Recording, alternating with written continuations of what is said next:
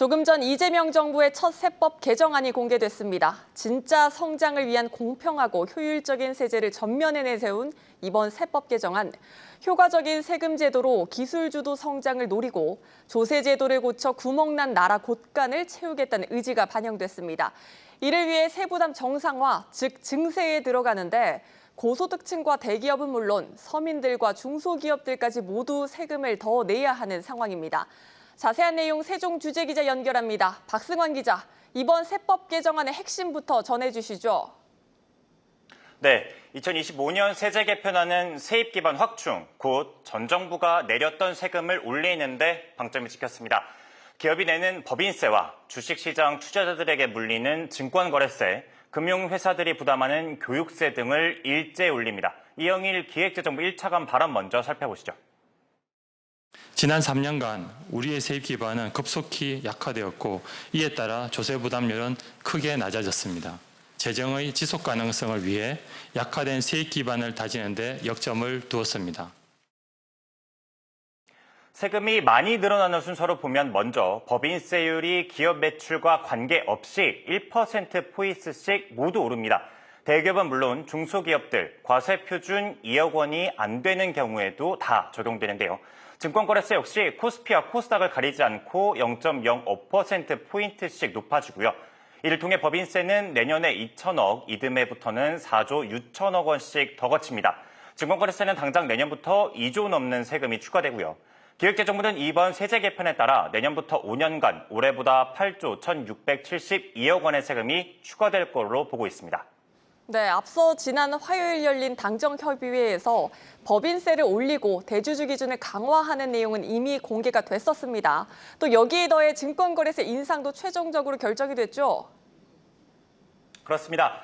이번 정부의 세법 개정안이 통과된다면 내년부터 코스피와 코스닥에서 주식을 사고 파는 투자자들은 모두 세금을 더 내야 됩니다. 코스피 거래에 포함된 농어촌 특별세를 감안하면 두 시장 모두 0.2%의 세금이 매겨지게 되죠. 정부는 이번 증세로 올해보다 내년 수입이 2조 6천억 원일 거라고 예상하는데 이 중 80%가 증권거래세입니다. 이 중 상당 부분을 개인 투자자들이 떠안게 되는데요. 과거 사례를 살펴보면 통상 전체 증권거래세 4분의 3을 개인들이 냈기 때문입니다. 정부는 거래세 폐지가 금융투자소득세 도입에 맞춰서 진행됐으니 금투세가 백지화된 만큼 거래세도 다시 올려야 한다는 입장입니다. 또 거래세를 내린 게 주식시장을 활성화했는지도 분명하지 않다는 점을 이유로 들었는데요. 다만 이재명 정부가 부동산에서 증권시장으로의 자금 유입을 강조한 상황에서 부동산 세제는 하나도 건드리지 않고 일반 투자자들의 증권 거래를 세금 징수 수단으로 삼았다는 지적은 피하기 어려워 보입니다. 기재부 세전실장입니다. 이게 증권거래세율을 올리면 당연히 이게 주식시장에 어떤 분명히 플러스 요인은 아닐 수도 있기 때문에 저희가 그 올리는 수준에 대해서도 조금 더 고민을 많이 했다 이렇게 말씀을 드리겠습니다. 네, 오늘 코스피가 한미 관세 협상 타결에도 불구하고 7거래일 만에 하락 전환했습니다. 기대감이 선반영된 것이란 결과라는 의견도 있지만 이번 세제 개편이 국내외 투자자들의 투심을 저해했다는 주장도 나오고요. 또 거래세 효과를 설명하는 과정에서 정부가 말을 바꿨다는 이야기도 나옵니다. 이건 무슨 얘기입니까?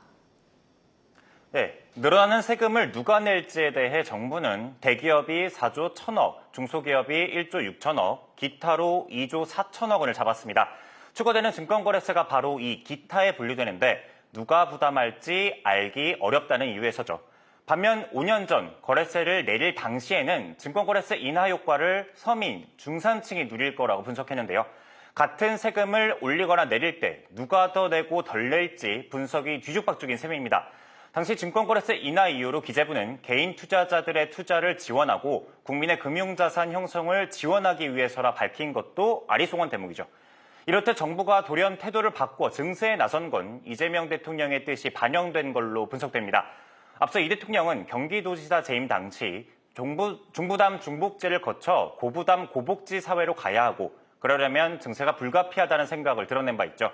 공약 이행을 위해 필요한 200조 원 이상의 재원을 경제성장과 조세 구조조정으로 마련하겠다고 약속한 가운데 당장 내년부터 중소기업들과 서민, 중산층인 소외 투자자들에게까지 손을 벌리는 모양새입니다. 지금까지 세종 스튜디오에서 한국경제TV 박승환입니다.